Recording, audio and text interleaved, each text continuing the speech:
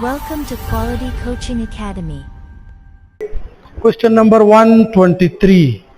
When the force on an object increases, the distance per unit time speed को कहते हैं ना, तो बॉडी के ऊपर फोर्स बढ़ेगा तो बॉडी की स्पीड बढ़ेगी कि कम होगी? बोथ नहीं, दोनों, both and B. Option C देखे, क्या आप अपोजिट डायरेक्शन में फोर्स लगाते उस पर बॉडी की स्पीड में कमी आती है, आप सेम डायरेक्शन में फोर्स लगाते बॉडी की स्पीड में इजाफा होता है, तो दोनों पॉसिबल है। When the force on the object increases, the distance per unit time means speed velocity. Speed में या इंक्रीज आएगा या डिक्रीज आएगा, डिपेंड्स कि फोर्स किस डायरेक्शन में लग रहा है। पैरेलल फोर्स बॉडी की स्पीड को बढ़ाता है, एंटी पैरेलल फोर्स बॉडी की स्पीड को कम करता है। तो इस 123 में क्या आ रहे, 123 में आ रहे ऑप्शन सी, 123 में आ रहे ऑप्शन सी, ठीक है ना। Now question number 124, the dimension of time is, all of these t है ना, m not t, देखे टाइम का डायमेंशन 124 है d, टाइम का डायमेंशन है t, या अगर हम कहे m not t, या अगर हम कहे m not l not t, ये भी ठीक। तो स्टैंडर्ड फॉर्म सिर्फ ये है ना, स्टैंडर्ड फॉर्म, बाकी टाइम का डायमेंशन t है। आप m not इसके साथ लगाए कोई बात नहीं, आप m नॉट l नॉट लगा दे फिर भी कोई बात नहीं, समझ आ गई ना। तो आप सिर्फ टाइम ही ले सकते हैं, तो इसलिए सारे ठीक है equally. Option D is the correct option in 124। 125 में देखे, a close organ pipe of length 4 foot resonate to the given tuning fork, then the wavelength will be. देखे क्लोज ऑर्गन पाइप में देखे वेवलेंथ गिवन ऑप्शन सी, 125 में आ रहे option C. Close organ pipe का first harmonic का wavelength होता है 4L। क्लोज ऑर्गन पाइप के फर्स्ट हार्मोनिक का वेवलेंथ होता है 4L। क्यों? क्योंकि क्लोज ऑर्गन पाइप में distance between node and antinode होता है λ/4। क्लोज ऑर्गन पाइप में क्या होता है, distance between node and antinode कितना होता है, λ/4। और लिम्डा कितना होगी, लिम्डा फर्स्ट हार्मोनिक के लिए λ1 = 4L। और L क्या है, length of the close organ pipe. L क्या है, length of the close organ pipe. तो क्लोज ऑर्गन पाइप का लेंथ कितना है, क्लोज ऑर्गन पाइप का लेंथ है 4 फुट। तो फर्स्ट हार्मोनिक का वेवलेंथ कितना है 4L, तो 4 × 4 फुट, λ1 क्या हुआ 16 फुट। समझ आ गई कि नहीं। क्लोज ऑर्गन पाइप का फर्स्ट हार्मोनिक का वेवलेंथ होता है 4L, और L क्या चीज है, length of the close organ pipe. तो इसमें है ऑप्शन सी, 125 ऑप्शन सी। 126 को देखें, a wire 100 centimeter long have the fundamental frequency of 330 hertz, fundamental frequency of 330 hertz, then the velocity of the wave will be, a wire of length ये, और इसकी fundamental, ये भी stationary wave की बात कर रहे हैं ना। स्टेशनरी वेव में फंडामेंटल फ्रीक्वेंसी किसे कहते हैं, F1 को ना। और स्टेशनरी वेव में F1 बराबर होता है V/2L। ये है फर्स्ट हार्मोनिक की फ्रीक्वेंसी। स्टेशनरी वेव की फंडामेंटल फ्रीक्वेंसी का फार्मूला ये है, हमें फ्रीक्वेंसी गिवन है, हमें लेंथ भी गिवन है स्ट्रिंग का, हमें से क्या मांग रहे हैं, स्पीड। तो इधर देखे, इधर मल्टीप्लाई करे, 2L × F1 = what, speed. 2L × F1 ना, तो 2 सुन ले इधर 2, और लेंथ कितना है 100 सेंटीमीटर, और F1 कितना है 330 हर्ट्ज इक्वल्स टू V। अब 100 सेंटीमीटर किसके बराबर है, 1 मीटर के बराबर है। 2 × 1 metre × 330 equals to 660 metre per second, that is the speed. समझ आ गई कि नहीं। तो F1 = V/2L and V = 2FL, और 2 भी कांस्टेंट है, F की वैल्यू 330 है और L 1 मीटर है। 100 सेंटीमीटर मीन व्हाट, 1 मीटर। इससे क्या रहे, ऑप्शन बी, 126 ऑप्शन बी। 126 में आ रहे ऑप्शन बी। समझ आ गई इसकी समझ आ गई। अब सुन ले 127, a body is moving with constant acceleration if S4 is the distance in the 4th second and S7 is the distance in 7th second, then S4 less than S7, S7 greater than S4। 127 option C. क्या मतलब है इसका, देखे जो भी body ना, ये shortcut अपने साथ लिख के, जो भी बॉडी यूनिफॉर्म एक्सेलरेशन के साथ मूव करे, ये बात सुन ले, जो भी बॉडी यूनिफॉर्म एक्सेलरेशन के साथ मूव करे ना, तो उसका हर सेकंड में जो डिस्टेंस का फार्मूला है वो है 2n-1 n2 s1। कोई भी बॉडी यूनिफॉर्म एक्सेलरेशन के साथ मूव करे तो फर्स्ट सेकंड में कितना डिस्टेंस कवर करेगा? आप इन की जगह 1 पुट करें, इनकी जगह क्या पुट करें? 1। सुन ले, इधर 1, इधर भी 1 पुट करें। 2 1 जा 2 - 1, 1 × 1। और फिर जब दूसरी सेकंड की बात हो तो आप इनकी जगह 2 पुट करें।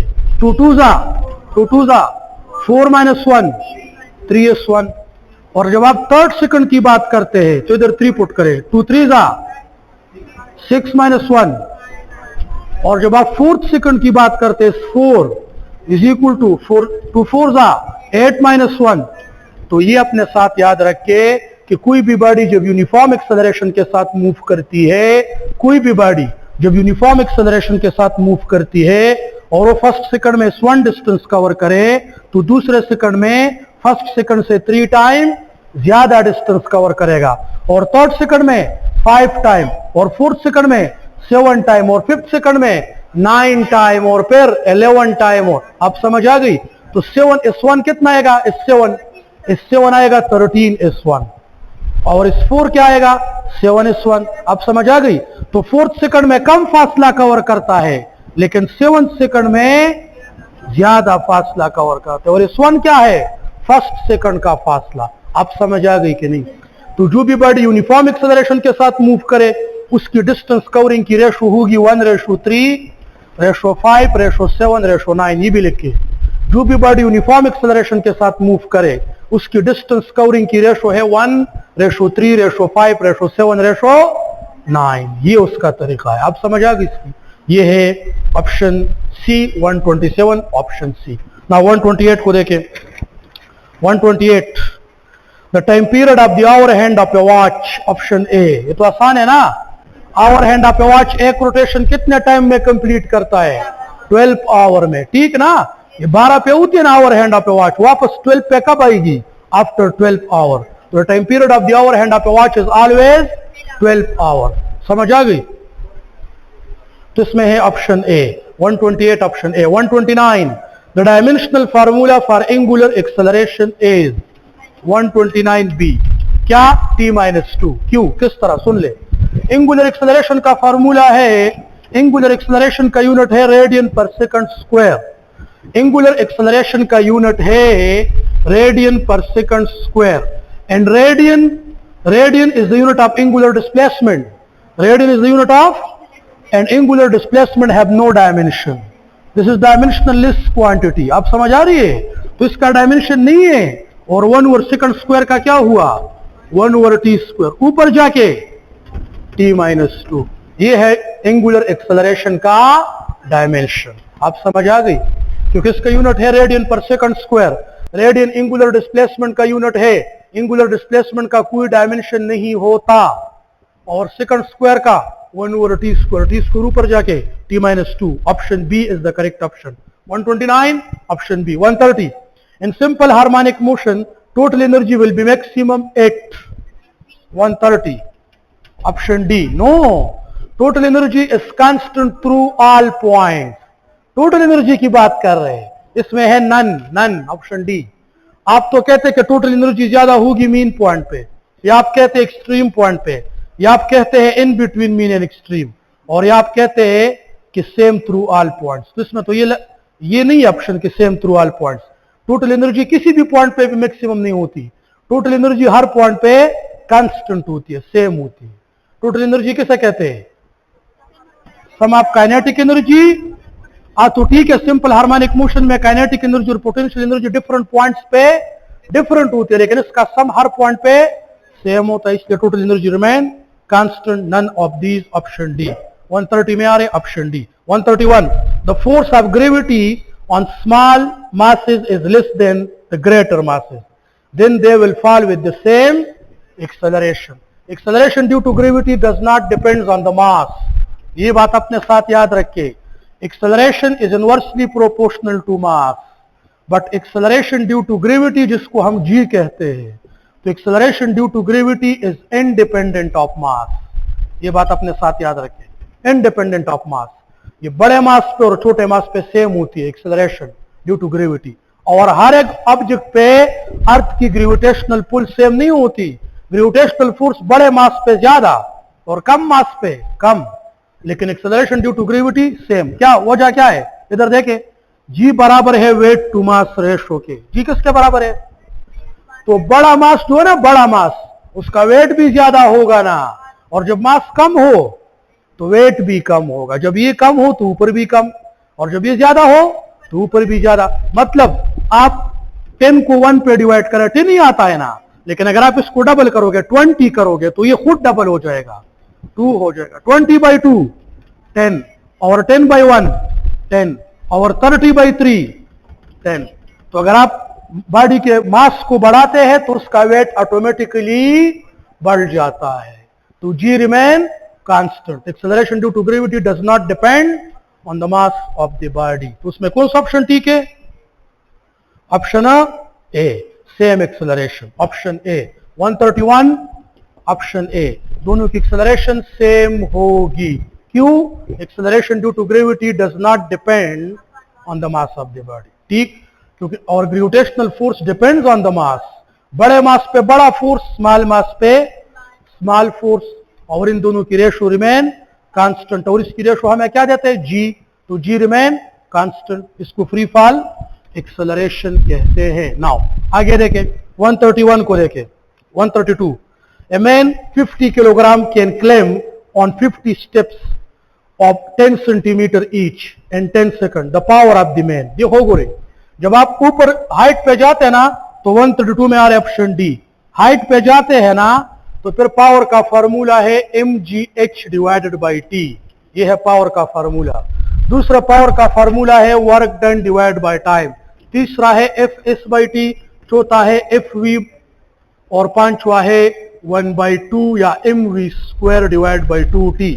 कही These are the formulas for power। तो जब आपको हाइट गिवन हो, ये वाला, जब आपको काइनेटिक एनर्जी गिवन हो, ये काइनेटिक एनर्जी है ना 1/2 mv², ये काइनेटिक एनर्जी गिवन हो, पावर का ये फार्मूला। फोर्स और वेलोसिटी गिवन हो, पावर का ये formula. Force, displacement, time given हो, ये वर्क और टाइम गिवन हो, तो ये। अब सुन ले, अब हम किसी बॉडी को, या एक मैन जो है ना 50 किलोग्राम, वो 50 किलोग्राम मैन, मास कितना है मैन का? 50 kg, और जी क्यू राउंड अप हम क्या लेते हैं? 10। और वो कितने स्टेप ऊपर जाता है? 50 स्टेप, और हर स्टेप का कितना है डिस्टेंस है? 10 सेंटीमीटर। अब समझ आ गई ना? आप 50 स्टेप ऊपर जाते हैं और हर स्टेप में कितना डिस्टेंस है? 10 सेंटीमीटर। तो आप कितना ऊपर गए? 50 मल्टीप्लाई 10 सेंटीमीटर। अब समझ आ गई? 50 स्टेप आप ऊपर गए ना स्टेयर्स के ऊपर, और हर स्टेप में कितना आपने हाइट कवर किया? 10 सेंटीमीटर। ओवरऑल आपने कितना हाइट कवर किया? 50 मल्टीप्लाई 10 सेंटीमीटर। कितने टाइम में? 10 सेकंड में। कितने टाइम में? 10 सेकंड में। तो what is the power of the man? अब सुन ले, अब ये है 50, ये है 10, और 50 और 10 सेंटीमीटर 500 सेंटीमीटर, और 500 सेंटीमीटर बराबर होती है 5 मीटर के। 100 सेंटीमीटर 1 मीटर, तो 500 सेंटीमीटर 5 मीटर। इसको मीटर में चेंज करोगे, 5 मीटर डिवाइड बाय 10 है, ये कैंसिल। 50 मल्टीप्लाई 5 250। तो ये जो है ना, this is the power of the man. Option D is the correct option. 132 option D formula. पोएशोई पदे माने समझ आ गई इसकी। अब देखिए 133। 133, तो ये जो है ना तरीका है, हाँ, किस तरह इसको सॉल्व करना, mgh/t।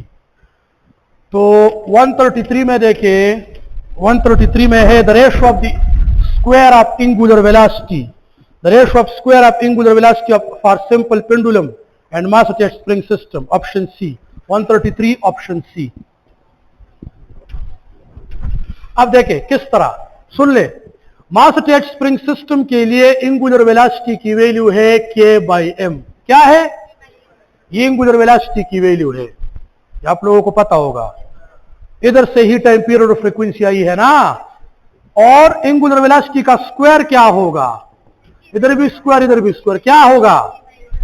k/m। अंडर रूट खत्म ना, इधर भी स्क्वायर, इधर भी। एंगुलर वेलोसिटी का स्क्वायर हुआ मास अटैच्ड स्प्रिंग सिस्टम के लिए। दूसरी बात सुन ले, सिंपल पेंडुलम के लिए एंगुलर वेलोसिटी है G/L अंडर रूट। क्या है? अब समझ आ गई। अब क्या करो, इधर दोनों का स्क्वायर लो, तो एंगुलर वेलोसिटी का स्क्वायर क्या हुआ? G/L। इधर भी स्क्वायर, इधर भी स्क्वायर। तो ये सिंपल पेंडुलम के लिए और ये मास अटैच्ड स्प्रिंग सिस्टम के लिए। अब क्या मांग रहे हैं? What is the ratio of the square of angular velocity for simple pendulum to mass attached spring system.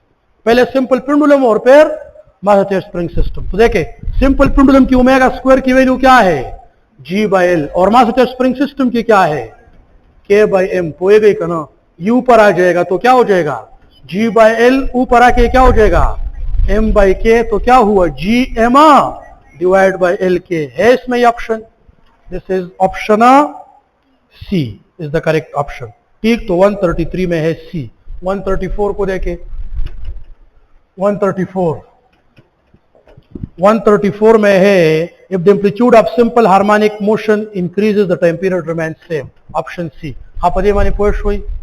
This is omega for simple वो mass attached spring system. This is omega for simple pendulum. This is square of omega, this is square of omega. फिर क्या मालूम करना है? Ratio of omega square for simple pendulum to ratio of omega square for mass attached spring system and you will get Gm divide by L/K। समझ आ गई इसकी? तो ये जो है ना 133 में। 134 में देखे, 134 में सी। 134 में आपको बता रहे ना कि मास अटैच्ड स्प्रिंग सिस्टम हो या सिंपल पेंडुलम जो भी हो, उसका टाइम पीरियड एम्पलीट्यूड बढ़ाने से क्या होता है? सुन ले, सिंपल पेंडुलम का टाइम पीरियड इस पर डिपेंड नहीं करता। एम्पलीट्यूड किसे कहते हैं? एम्पलीट्यूड कि बॉडी मीन पॉइंट से कितना दूर जाती है। ये एक सिंपल पेंडुलम है, इसका लेंथ है 50 सेंटीमीटर। कितना? और ये भी सिंपल पेंडुलम, देखो गोरी, ये भी सिंपल पेंडुलम है, इसका लेंथ भी 50 सेंटीमीटर है, लेकिन इसका एम्पलीट्यूड बड़ा है और इसका एम्पलीट्यूड कम है, लेकिन टाइम पीरियड दोनों का सेम होगा। क्यों? टाइम पीरियड एम्पलीट्यूड डिपेंडेंट नहीं है, टाइम पीरियड लेंथ डिपेंडेंट है। लेंथ इसको कहते हैं इधर से इधर तक। तो ये भी 50 सेंटीमीटर, ये भी 50 सेंटीमीटर, लेंथ दोनों पेंडुलम का सेम।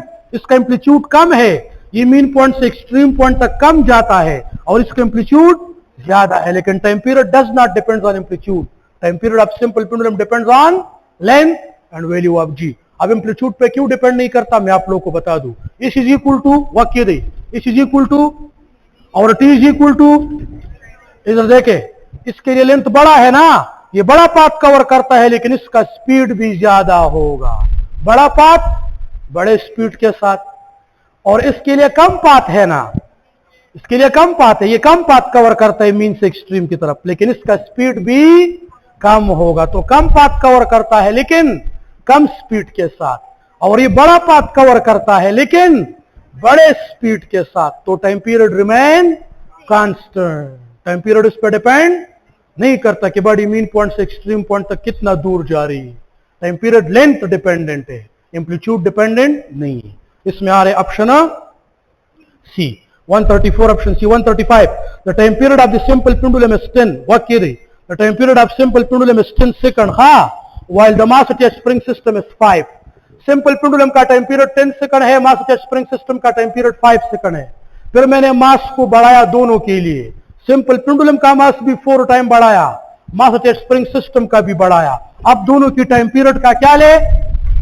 रेशो। क्या मतलब देखो कि नहीं, सिंपल पेंडुलम का टाइम पीरियड क्या था सिंपल पेंडुलम का, और वो है 10 सेकंड। कितना है उस वाक्य दे। और मास अटैच्ड स्प्रिंग सिस्टम का टाइम पीरियड क्या होता है? 2 पाई m/k, है कि नहीं? और मास अटैच्ड स्प्रिंग सिस्टम का टाइम पीरियड कितना है? दीजिए पूरी पोस्ट हुई। अब हम क्या करते हैं? अब हम सिंपल पेंडुलम का भी मास बढ़ाते हैं 4 टाइम, और मास अटैच्ड स्प्रिंग सिस्टम का मास भी बढ़ाते हैं 4 टाइम। तो अगर आप सिंपल पेंडुलम का मास बढ़ा दे तो सिंपल पेंडुलम का टाइम पीरियड मास डिपेंडेंट नहीं है, इसमें मास है ही नहीं। तो आप मास बढ़ा दे, उसका टाइम पीरियड रिमेन सेम, वही 10 सेकंड। लेकिन अगर आप मास अटैच्ड स्प्रिंग सिस्टम का मास 4 टाइम बढ़ा दे तो टाइम पीरियड का मास के साथ क्या रिलेशन है? आप समझ आ गई? तो अगर आपने मास को 4 टाइम बढ़ाया तो 4 का अंडर रूट क्या है? 2। उसका टाइम पीरियड डबल हुआ कि नहीं? तो 5 सेकंड का डबल क्या है? इन दोनों के टाइम पीरियड्स अब क्या हो गए, सेम हो गए, और इसकी रेशो क्या हो गई। अब समझ आ गई क्या? अब समझ आ गई कि मास बढ़ाने से मास अटैच्ड स्प्रिंग सिस्टम का टाइम पीरियड डबल हुआ और सिंपल पेंडुलम के टाइम पीरियड में कोई फर्क हो, वो 10 था 10 ही रहा, और मास अटैच्ड स्प्रिंग सिस्टम का 5 था और मास 4 टाइम बढ़ाने से उसका टाइम पीरियड डबल हुआ, 5 से 10 हुआ। इन दोनों की टाइम पीरियड्स में अब क्या रेशो हो गई, 1:1। कौन सा ऑप्शन ठीक है? Option A 135, option A. 136 को देखे, if the momentum of the body become double its mass, that's why 136 option D, none of these. देखे, momentum depends on mass, mass does not depends on momentum. इसका mass है ना, वो है suppose 10 gram. Mass is the quantity of matter within the body. तो अगर mass double करने से मोमेंटम डबल होता है, लेकिन मोमेंटम डबल करने से मास पे कोई फर्क नहीं आता।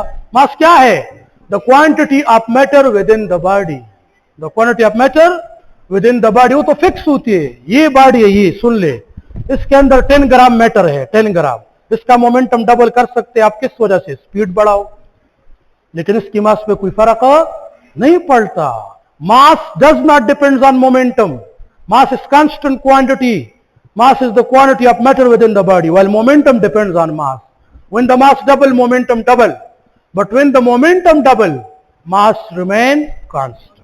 Option D. 136, option D. 137. If 4 loops are produced in a string of 10 meters, the wavelength will be what? 10 meter string में 4 loops produce होते हैं, तो wavelength कितना होगा? तो सुन ले, स्टेशनरी वेव में जब एक लूप होता है तो वेवलेंथ होता है 12।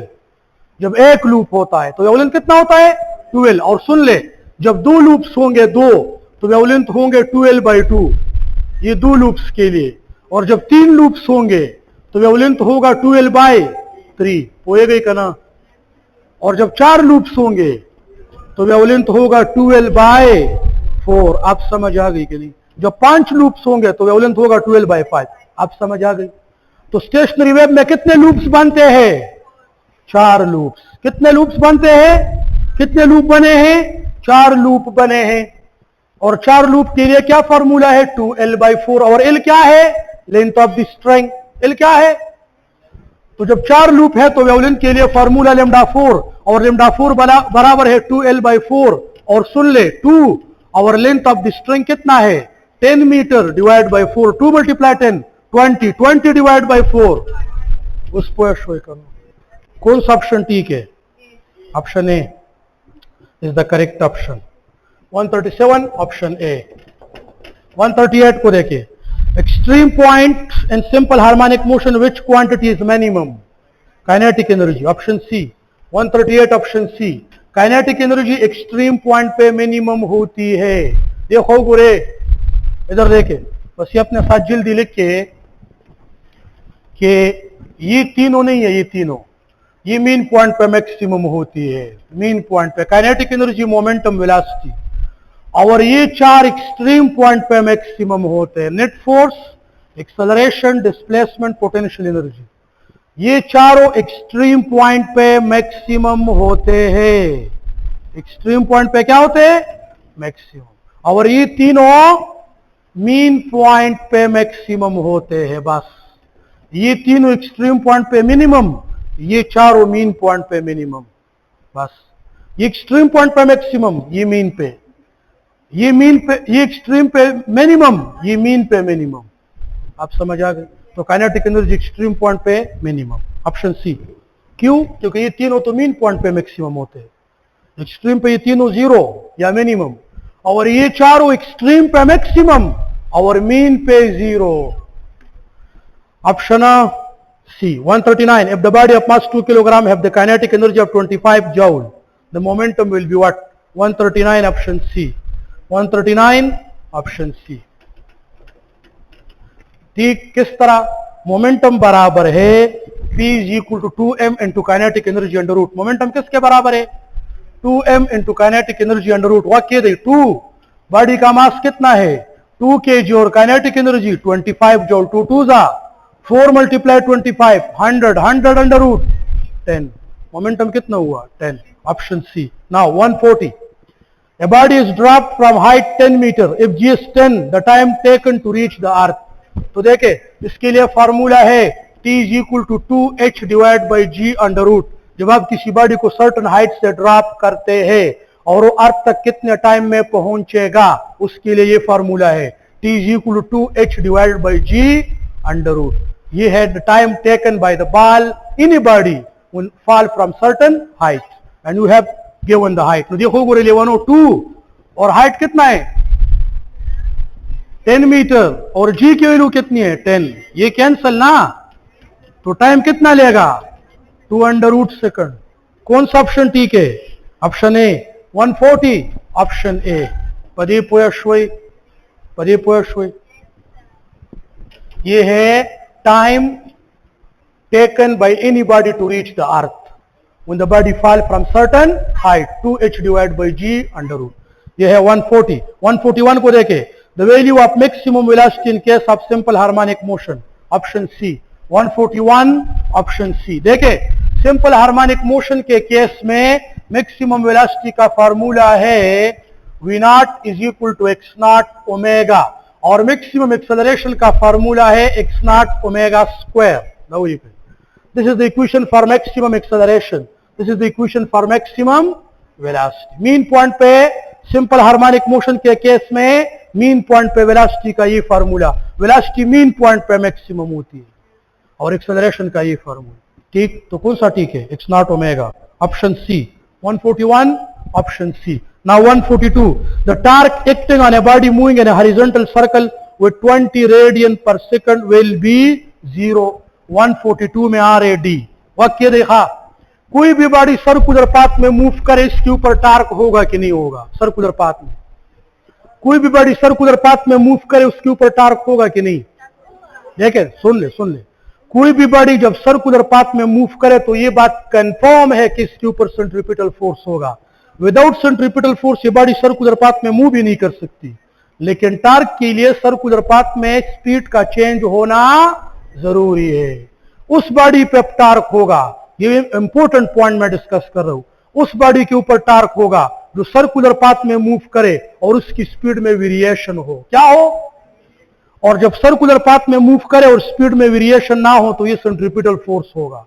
ये इस फैन अभी इस फैन जो है ना ये अंडर सेंट्रीपिटल फोर्स है कि टार्क है? बताओ. क्योंकि अभी इसकी स्पीड कांस्टेंट है, इसके ऊपर टार्क 0 है. Torque change the angular speed. Simple. Torque change the और centripetal force keep the angular speed constant. Centripetal force angular speed को कांस्टेंट रखता है और टार्क एंगुलर स्पीड को चेंज करता रहता है. इधर मैंने स्पीड तो एक लिया है. कितना स्पीड मैंने दिया कि ये बॉडी सर्कुलर पाथ में मूव करती है. एंगुलर वेलोसिटी कितनी है? अब समझ आ गया, एंगुलर वेलोसिटी कांस्टेंट है 20 20 20 20.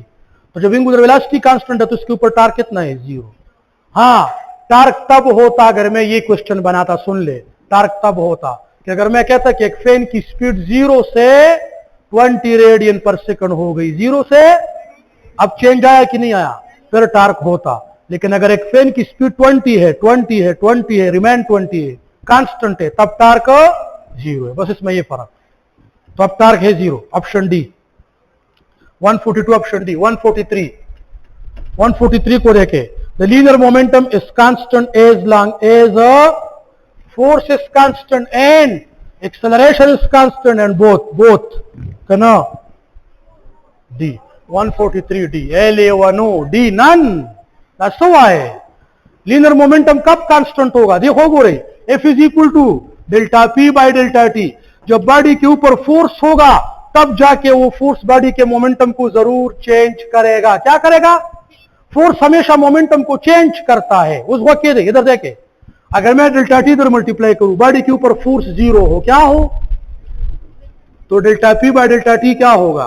नहीं, मोमेंटम 0 नहीं होगा, मोमेंटम में चेंज 0 होगा. इधर कर लो तो 0 multiply delta T equals to delta P. 0 multiply delta T 0. तो डेल्टा पी क्या? 0. मोमेंटम में चेंज क्या?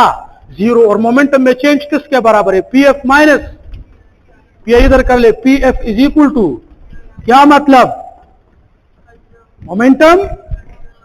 किसी भी बॉडी का मोमेंटम लीनियर मोमेंटम तब कांस्टेंट होता है जब उसके ऊपर नेट फोर्स क्या हो? नेट फोर्स जीरो हो तो बॉडी की मोमेंटम जीरो नहीं होगी, बॉडी की मोमेंटम कांस्टेंट होगी।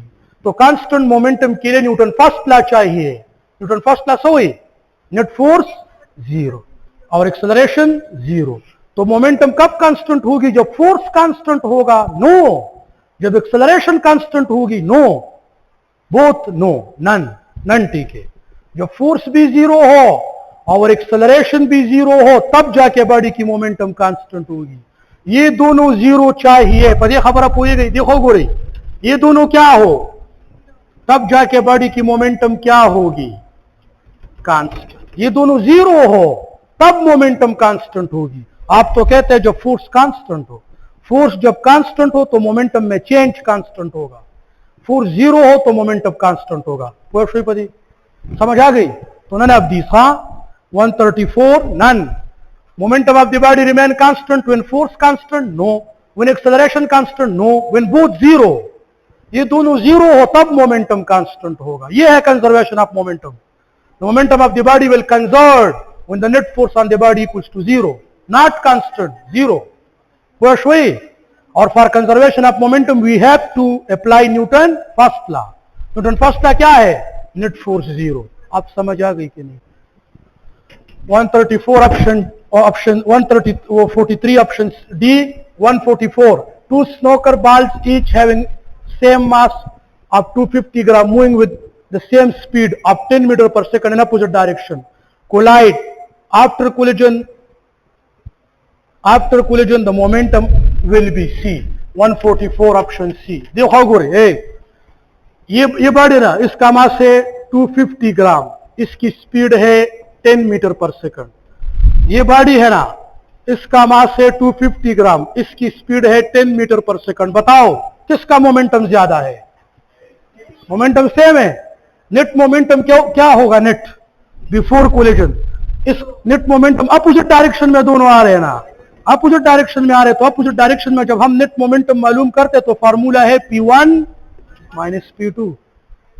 जब दो बॉडीज अपोजिट डायरेक्शन में आते हैं तो नेट मोमेंटम का क्या फार्मूला होता है? P1, क्योंकि मोमेंटम वेक्टर क्वांटिटी है, तो इसका मोमेंटम क्या है? ये, इसका मोमेंटम ये, नेट मोमेंटम क्या हुआ? जीरो।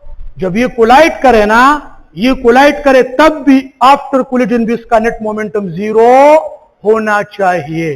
कोलिजन के बाद ये रुकेंगे और तब भी कोलिजन के बाद भी नेट मोमेंटम क्या होगा? जीरो। कोलिजन से पहले भी नेट मोमेंटम जीरो, कोलिजन के बाद भी net momentum zero.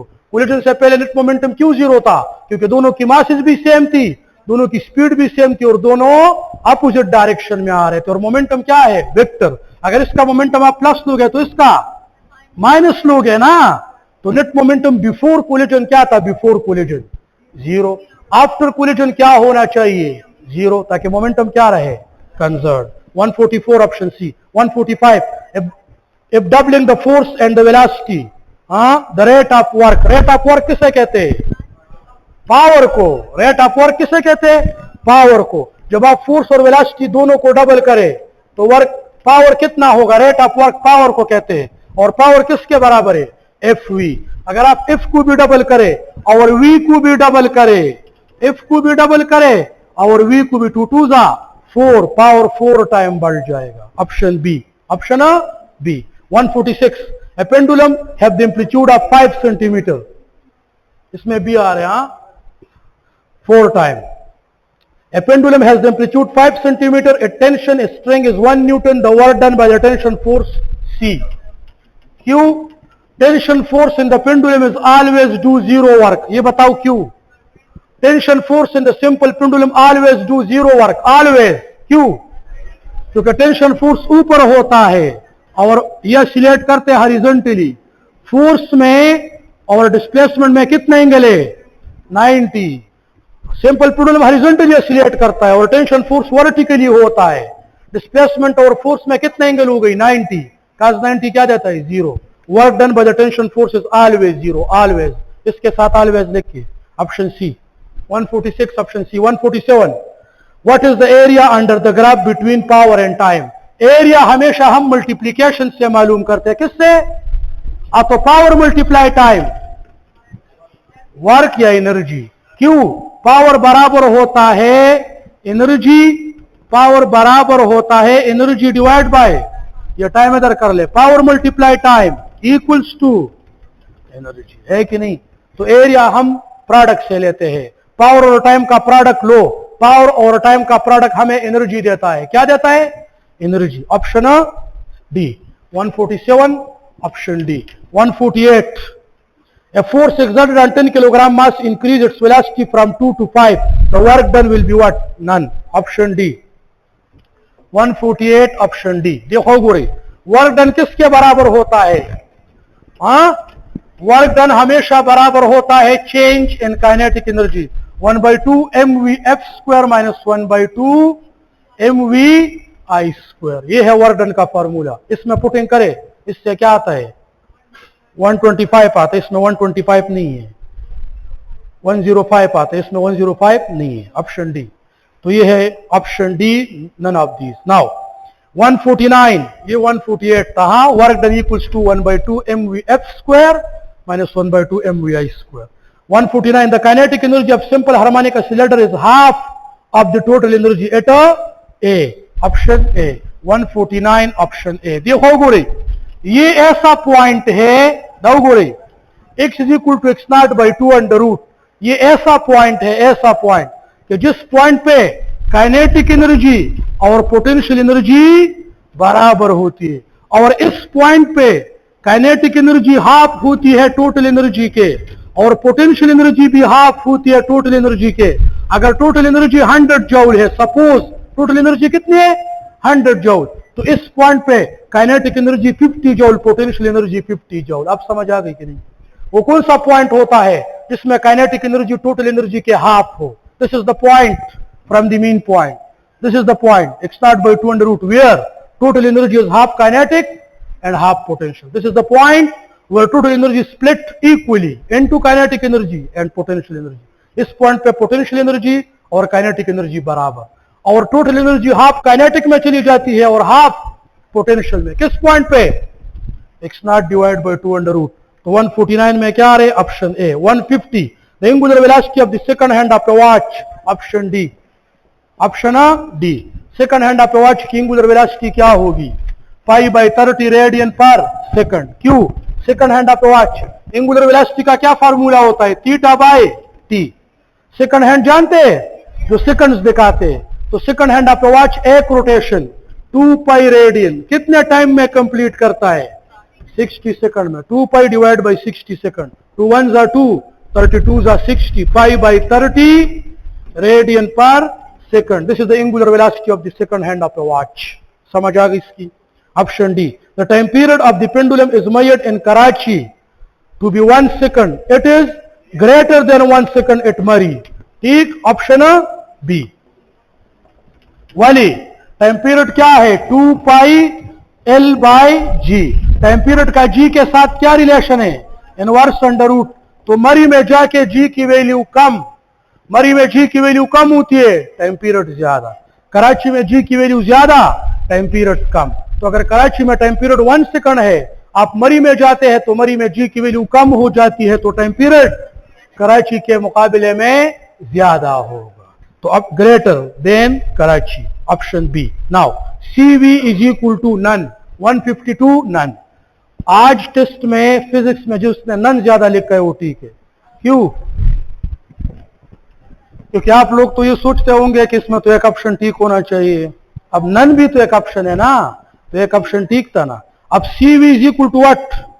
CV is equal to CP minus R। इसमें ये नहीं है। क्यों? क्योंकि हम पलटे CP minus CV is equal to, लिखे CP heat capacity at constant pressure, heat capacity at constant volume, CP minus CV is equal to real gas constant. हाँ, और CV मालूम करना है, इसको इधर कर ले, ये प्लस हो जाएगा, इसको इधर कर ले। CP minus R equals to CV। तो CV के लिए क्या फॉर्मूला है? CV के लिए CP माइनस R। इसमें ये है नो, तो कौन सा ऑप्शन ठीक? ना R नहीं ना, CP माइनस R चाहिए ना। नहीं, R से आप CP माइनस नहीं करते, CP से R माइनस करते। क्यों? आप कहते 10 - 5, आप कहते नहीं 5 - 10 से भी तो वही आंसर आता है। 5 माइनस 10 से अलग आंसर आता है और 10 माइनस 5 से अलग आंसर आता है। ये वाला ठीक होना चाहिए, इसमें ये ऑप्शन नहीं है। Option D is the correct option. 152 option D. Now 153 में देखें। 153 work done by friction force in block moving along the close path will be 0। Close path है ना, तो 153 ऑप्शन ए। 154 नहीं, सुन लेना, इधर तो लॉजिक ही है कि मैंने फ्रिक्शनल फोर्स दिया है, तो फ्रिक्शनल फोर्स का वर्क कभी भी 0 नहीं होता, लेकिन क्लोज पाथ में डिस्प्लेसमेंट 0 हो गई, तब उसका वर्क क्या हुआ? 0। Option A 154 the wave generator produces 100 pulse in 5 seconds. What is the time period? C. 154 option C. देखो गोरे, वेव जनरेटेड 100 पल्स इन 5 सेकंड। 100 वेव जनरेट होते हैं 5 सेकंड में, तो फ्रीक्वेंसी कितनी हो गई? 20 हर्ट्ज। क्यों? क्योंकि फ्रीक्वेंसी का क्या डिफिनीशन है? Number of wave generated in 1 second.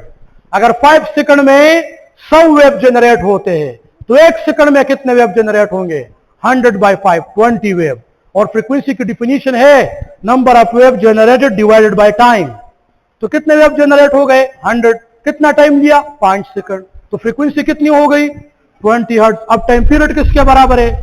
1 over 20। 1 को 20 पे डिवाइड करो, नहीं डिवाइड होता, इधर पॉइंट लगा दो, इधर 0, फिर इधर 0 लगा दे, इधर 0। 20 100 by 25, 0.05 ऑप्शन सी।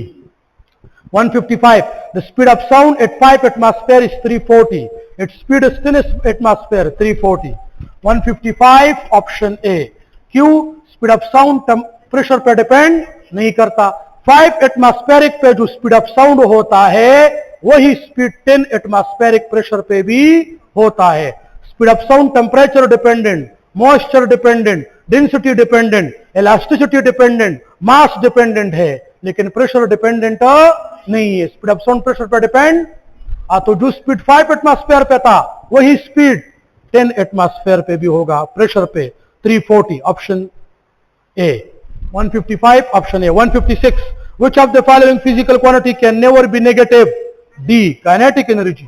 156 में है डी। देखो गोरे और सुन ले, बस मैं आपको सिंपल बता रहा हूं, जितने भी वेक्टर्स वो नेगेटिव पॉजिटिव दोनों हो सकते हैं, लेकिन स्केलर हमेशा पॉजिटिव होंगे। Scalar mean mass, time, temperature, current, charge, kinetic energy, speed, distance, electric flux, magnetic flux, heat capacity, ये सारी रेजिस्टेंस, कंडक्टेंस, करंट, वोल्टेज, ये सारे क्या है? स्केलर। और ये सब हमेशा पॉजिटिव होगा। Scalar quantity is always positive, तो kinetic energy is always positive, because momentum तो वेक्टर है, एक्सेलरेशन वेक्टर है, वेलोसिटी वेक्टर है, काइनेटिक एनर्जी स्केलर है। Scalar is always positive, scalar can never be negative option D. Centripetal force can provided by all of these. 157 को देखे, centripetal force एक required force होता है। ये बात अपने साथ याद रखे कि सेंट्रीपिटल फोर्स एक रिक्वायर्ड फोर्स होता है ना, और ये हमेशा किसी दूसरे फोर्स से ऑब्टेन होता है। मैं आप लोग को एग्जांपल देता हूं, जब कार टर्न लेता है ना, टर्न रोड के ऊपर, तो आप लोग देखते हैं ना कि जिस रोड के ऊपर टर्न होता है, तो टर्न वाला साइड ऊपर बनाते, ऊपर।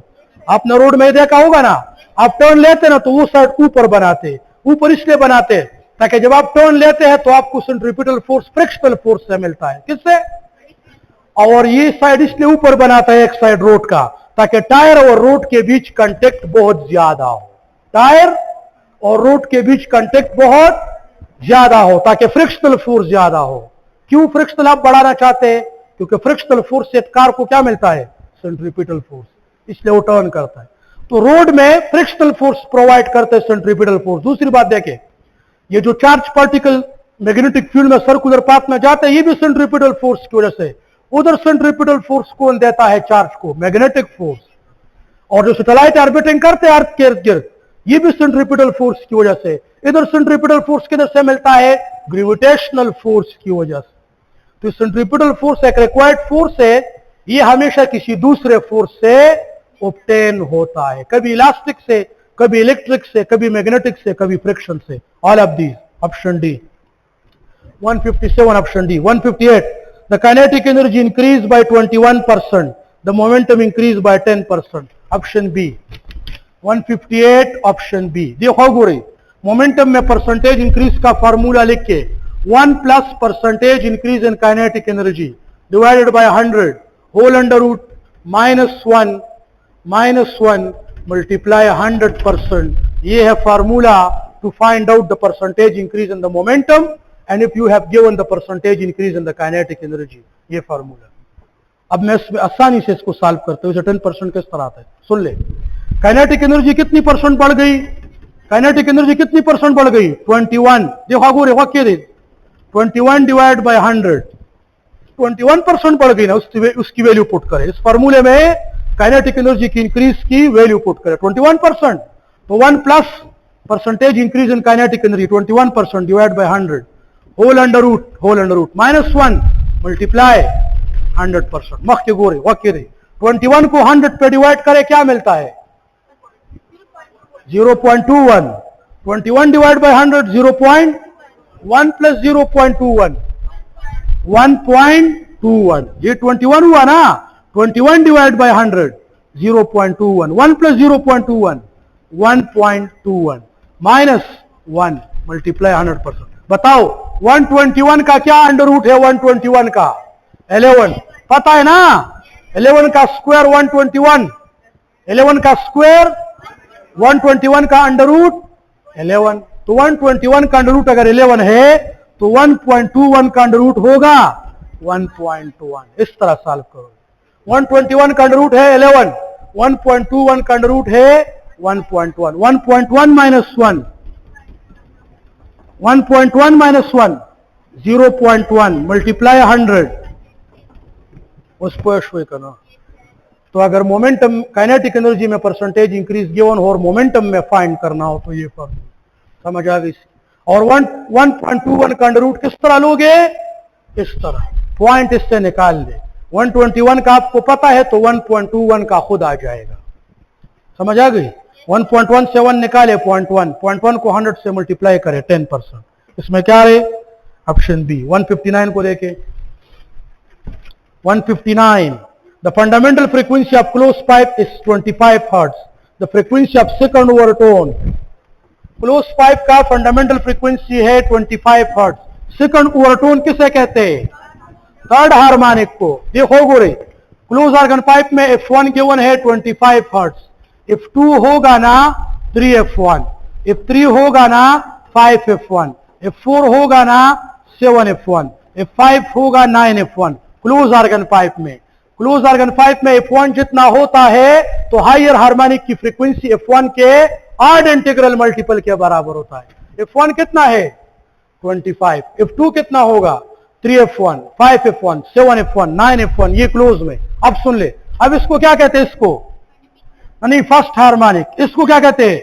Second harmonic. इसको third harmonic, fourth harmonic. Overtone किसे कहते हैं? Overtone the frequencies other than F1. Higher frequencies other than F1 are called overtone. Overtone किधर से स्टार्ट होता है? इसको क्या कहते हैं? First overtone. क्या इसको क्या कहते हैं? तो फंडामेंटल फ्रीक्वेंसी गिवन है और सेकंड ओवरटोन की मांग रहा है. सेकंड ओवरटोन किसे कहते हैं? नहीं सेकंड ओवरटोन F3 को कहते हैं. थर्ड हार्मोनिक को. ओवरटोन इधर से स्टार्ट होता है. First overtone, second overtone. तो F3 सेकंड ओवरटोन. और F3 किसके बराबर है? 5F1. 5 और F1 कितना है? 5 मल्टीप्लाई 25 125. क्लोज ऑर्गन पाइप में ये होता है 125 hertz. Option D. Option D. 159 option D. 160 को देखे. 160 in vacuum all electromagnetic wave have same speed. Vacuum में सारे इलेक्ट्रोमैग्नेटिक वेव की एनर्जी फ्रीक्वेंसी वेवलेंथ अलग अलग लेकिन speed same. All electromagnetic wave have the speed of light in vacuum. सारे electromagnetic wave की एनर्जी सेम नहीं होती, वेवलेंथ सेम नहीं होता, फ्रीक्वेंसी सेम नहीं होती, मोमेंटम सेम नहीं होता, लेकिन स्पीड सेम होता है वैक्यूम में. और है speed of light. Option B. 160 option B. Now 161 entropy is maximum in a gaseous state.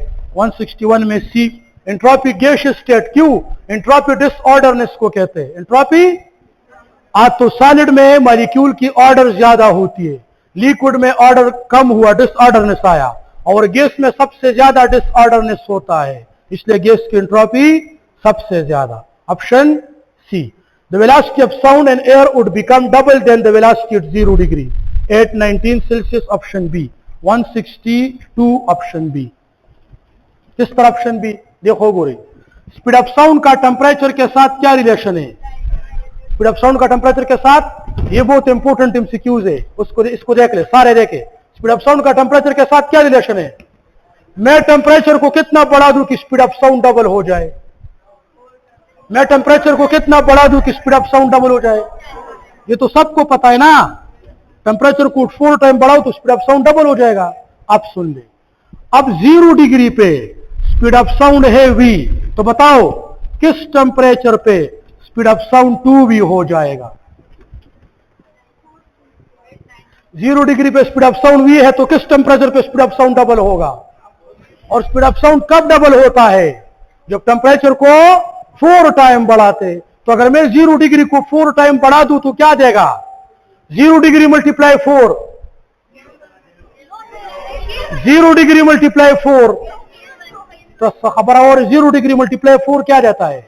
0। अब समझ आ गई? अगर आप 0 डिग्री को 4 टाइम बढ़ा दे तो वापस 0 देता है, इसलिए मैं 0 डिग्री के साथ क्या करता हूं? केल्विन में चेंज करता हूं। 0 डिग्री किसके बराबर है? और अब इसको 4 टाइम बढ़ा दे, क्या करे? क्योंकि टेम्परेचर को 4 टाइम बढ़ाने से स्पीड, तो इसको 4 टाइम बढ़ा दे, क्या मिला?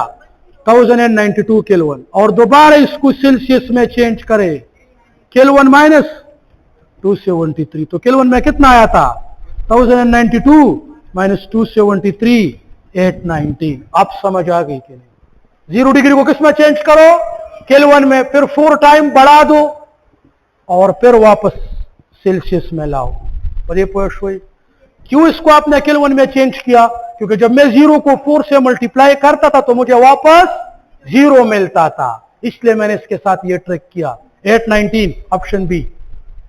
163 Laplace found that the alternate compression and rarefaction produces in a sound wave follow adiabatic process, adiabatic law। Option C. पता है ना न्यूटन ने कौन सा प्रोसेस यूज किया था? आइसोथर्मल। लेप्लास करेक्शन में उसने क्या किया? एडियाबैटिक। कौन सा प्रोसेस था? सुन ले, एडियाबैटिक प्रोसेस में हम सिस्टम को हीट नहीं देते, और जब हम एक्सपेंडिंग करते हैं, गैस को एक्सपेंड करते हैं, वॉल्यूम को बढ़ाते हैं, पिस्टन को ऊपर मूव करते हैं, तो वर्क पॉजिटिव, वर्क एक्सपेंशन में वर्क पॉजिटिव होता है, लेकिन इंटरनल एनर्जी में माइनस साइन क्या शो करता है? डिक्रीज। इंटरनल एनर्जी में कमी आएगी। तो एडियाबैटिक प्रोसेस में अगर एक्सपेंशन हो गई है, एक्सपेंशन, तो पॉजिटिव वर्क, लेकिन इंटरनल एनर्जी में उतनी ही कमी आएगी। और अगर एडियाबैटिक प्रोसेस में कंप्रेशन हो गई है, कंप्रेस, गैस को हमने एडियाबैटिकली कंप्रेस किया, तो जब कंप्रेस करोगे तो वर्क नेगेटिव, क्योंकि वॉल्यूम कम हुआ, उस टाइम इंटरनल एनर्जी में इजाफा होगा। क्या होगा? इधर तो एक्सपेंशन ही है ना, एक्सपेंडिंग द गैस, तो जब गैस को एडियाबैटिक प्रोसेस में एक्सपेंड करोगे तो इंटरनल एनर्जी में कमी आएगी। और कितनी कमी आएगी? जितना वर्क हुआ है। वर्क कितना हुआ है? इंटरनल एनर्जी में कितनी कमी आएगी?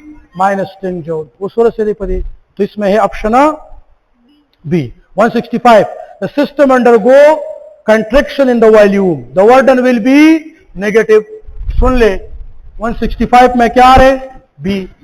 जब कंट्रैक्शन इन वॉल्यूम हो, सुन ले, thermodynamic work totally depends on volume. ये बातें सुन ले, thermodynamic work totally depends on volume. जब वॉल्यूम बढ़ेगा थर्मोडायनामिक वर्क पॉजिटिव होगा, जब वॉल्यूम कम होगा थर्मोडायनामिक वर्क नेगेटिव होगा, और जब वॉल्यूम चेंज नहीं होगा तो थर्मोडायनामिक वर्क 0। जब वॉल्यूम बढ़ेगा thermodynamic work positive, positive work को हम कहते हैं बाय द सिस्टम। जब वॉल्यूम कम होगा thermodynamic work negative, negative work को हम कहते हैं ऑन द सिस्टम। और जब वॉल्यूम में इंक्रीज डिक्रीज नहीं आता तो वर्क 0। तो जब वॉल्यूम कम हुआ 165 में क्या बोलते हैं? System undergo contraction in volume, the work done negative. 166 the work done in isochoric process is 0। क्यों? आइसोकोरिक प्रोसेस में क्यों वर्क 0 होता है? आइसोकोरिक प्रोसेस में वॉल्यूम में चेंज, और thermodynamic work totally depends on what? Change in volume. किस पे डिपेंड करता है? और आइसोकोरिक प्रोसेस में वॉल्यूम में चेंज नहीं आता तो वर्क क्या हुआ, 0. 166 option B. 167 for an observer standing on the railway platform the pitch of the whistle moving away will be lower than. Pitch किसा कहते हैं, फ्रीक्वेंसी. तो जब अवे जाता है ना, डॉपलर इफेक्ट में जब अवे का वर्ड आ जाए, अवे, ये अपने साथ लिख के अवे, तो फिर फ्रीक्वेंसी में कमी आएगी. और जब टूवर्ड का वर्ड आ जाए, टूवर्ड, इंक्रीज. दा खबर हुई कही, डॉपलर इफेक्ट में अवे का वर्ड आ जाए, अवे का, फ्रीक्वेंसी डिक्रीज, वेवलेंथ इंक्रीज. और डॉपलर इफेक्ट में जब टूवर्ड का वर्ड आ जाए, टूवर्ड, फिर फ्रीक्वेंसी इंक्रीज. ये तो अवे है ना, तो पिच कम होगा, फ्रीक्वेंसी कम होगी. पिच और फ्रीक्वेंसी का डायरेक्ट रिलेशन, पिच और फ्रीक्वेंसी का डायरेक्ट. तो जब ये सोर्स अवे जाता है तो फ्रीक्वेंसी में कमी आ गई, पिच में भी कमी आ गई. Option D. 168 in which case increase in wavelength causes the apparent decrease in the frequency when the sound source is moving away. वाक्य दे, ये खबर तो वाक्य दे. 168 में है डी. देखो गोरे, जब सोर्स का मोशन हो, जब सोर्स का मोशन हो, सोर्स की मोशन हो, सोर्स अवे जाए या टूवर्ड जाए, अवे जाए या, तो फिर फ्रीक्वेंसी में जो चेंज आएगी वो वेवलेंथ की वजह से आएगी. किसकी वजह से? जब सोर्स टूवर्ड द लिसनर जाता है तो वेवलेंथ कम और फ्रीक्वेंसी ज्यादा. और जब सोर्स अवे द लिसनर जाता है, अवे फ्रॉम द लिसनर, तो वेवलेंथ ज्यादा, फ्रीक्वेंसी कम. तो सोर्स की मोशन हो तो वेवलेंथ की वजह से फ्रीक्वेंसी में चेंज आता है. और जब लिसनर की मोशन हो तो फिर वेलोसिटी की वजह से फ्रीक्वेंसी में चेंज आता है. तो आपको बता रहे कि वेवलेंथ की वजह से कब चेंज आएगा फ्रीक्वेंसी में? वेवलेंथ की वजह से, जब सोर्स की मोशन हो. और किस तरह मोशन हो? अवे. जब सोर्स अवे जाए, वेवलेंथ बढ़ गया, फ्रीक्वेंसी कम हो गई. Option D. 168 option D. 169 the correct equation for the time of free fall. Free fall time के लिए क्या है, इस पे एमसीक्यूज भी किया. 2h divide by g under root. जब बॉडी को सर्टन हाइट से फॉल करते हो, अर्थ तक कितने टाइम में पहुंचेगा, उसके लिए ये फॉर्मूला. 169 में क्या आया है, सी. 170 169 सी. 170 में देखे, 170 a body moves 7 kilometer east, 3 kilometer north, 3 kilometer west. What is the resultant displacement? देखो बोले नहीं, 7 kilometer east, और 3 kilometer, और 3 kilometer, बताओ. 7 kilometre east, 3 kilometre west. East और वेस्ट एक दूसरे का क्या है, अपोजिट, एंटी पैरेलल. अब समझ आ गई. और डिस्प्लेसमेंट क्या है, वेक्टर. वेक्टर है ना, तो अगर इसको प्लस लोगे तो इसको, और ये ईस्ट की तरफ गया है ये, तो 7 के साथ 3 कैंसल, क्या रह गया, तो 4 ईस्ट, उसको वही करना. और 3, इसमें कितना एंगल है ईस्ट और नॉर्थ में, 90 है कि नहीं. रिजल्टेंट डिस्प्लेसमेंट ये हुआ. और ये कौन सा थ्योरम बनेगा, जब एंगल 90 हो, फिर कौन सा फॉर्मूला रिजल्टेंट डिस्प्लेसमेंट के लिए, S1 square plus whole under root. एक कितना है 4, एक कितना है 3 स्क्वायर प्लस 9 प्लस 16 25 अंडर रूट, उसको वही करना. और इस 7 और 3 एक दूसरे को कैंसिल, इसके साथ 4 रह गया. क्यों? क्योंकि ये अपोजिट डायरेक्शन. इसमें क्या रहे, option C. 171 a body of mass 5 kilogram undergo the effect of 100 newton. कितना फोर्स बॉडी पे लग रहा है, 100 newton. Time rate of change of momentum कितना होगा, 100 ही होगा. क्यों? Time rate of change of momentum किसके बराबर होता है, और फोर्स कितना लग रहे, 100 न्यूटन. तो time rate of change of momentum 100 kilogram metre per second square newton. और ये बराबर है कि नहीं? तो time rate of change of momentum हमेशा फोर्स के बराबर होता है, और फोर्स 100 है. Time rate of change of momentum किसके बराबर होता है, और फोर्स कितना है, तो time rate of change of momentum कितना हुआ, 100. लेकिन न्यूटन की बजाय मैंने kilogram metre per second square लिखा है. Option B. Option B. 170 में क्या आ रहे, सी. और 171 में बी. 172 को देखे, 172 and stationary wave the distance between two consecutive node are inti node, lambda by 2 है कि नहीं. distance between two consecutive node are inti node, half of the wavelength, lambda by 2. 173 the weight of the body on the moon mg by 6. ठीक है ना, 173C। उगोरे moon पे wait अर्थ से 6 time कम होता है, क्योंकि मून पे जी की वैल्यू 6 टाइम कम है। और वेट का क्या फार्मूला है, mg/6। Option C. And when the velocity of the body increases uniformly its acceleration is positive. अगर वेलोसिटी बढ़ती है 0 से 10, 20, 30, 40 पॉजिटिव एक्सेलरेशन, और वेलोसिटी 30, 20, 10, 0, जब वेलोसिटी में कमी आती है, स्पीड में कमी आती है, नेगेटिव एक्सेलरेशन। स्पीड बढ़ता है, positive acceleration. Option C 174, option C 175। The velocity of the projectile at summit and impact point, minimum and maximum. देखो गोरे बी ए, प्रोजेक्टाइल मोशन में इधर वेलोसिटी होती है, इसको समिट पॉइंट कहते हैं। इधर वेलोसिटी होती है, इधर एक्स कंपोनेंट की वेलोसिटी होती है, वाई की नहीं होती। इधर एक्स और वाई दोनों की होती है, इधर एक्स और वाई दोनों की होती है, लेकिन इधर सिर्फ एक्स की होती है, वाई की। तो ये है समिट पॉइंट। समिट पॉइंट पे वेलोसिटी का एक कंपोनेंट होता है, और प्रोजेक्शन पॉइंट और इंपैक्ट पॉइंट पे वेलोसिटी के दोनों कंपोनेंट होते हैं। तो इस पॉइंट पे वेलोसिटी मिनिमम, इस पे मैक्सिमम, इस पे मैक्सिमम, मैक्सिमम मिनिमम मैक्सिमम। तो समिट पॉइंट पे मिनिमम और इंपैक्ट पॉइंट पे मैक्सिमम। जिस टाइम आप प्रोजेक्टाइल को फायर करते हैं वेलोसिटी मैक्सिमम, जिस टाइम प्रोजेक्टाइल इंपैक्ट करता है वेलोसिटी मैक्सिमम, लेकिन हाईएस्ट पॉइंट पे minimum. And the last one, 2 kilogram body is drop from 5 metre height, what is the free fall velocity? Option A 176, option A. और free fall velocity के लिए क्या है formula? Free fall velocity के लिए formula है 2gh under root. Free fall time अलग है, फ्री फॉल वेलोसिटी अलग है।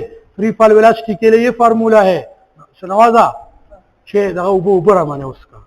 तो 2g की वैल्यू 10 और हाइट कितना है 5, 2 मल्टीप्लाई 10, 10 मल्टीप्लाई 5, 100, 100 अंडर रूट।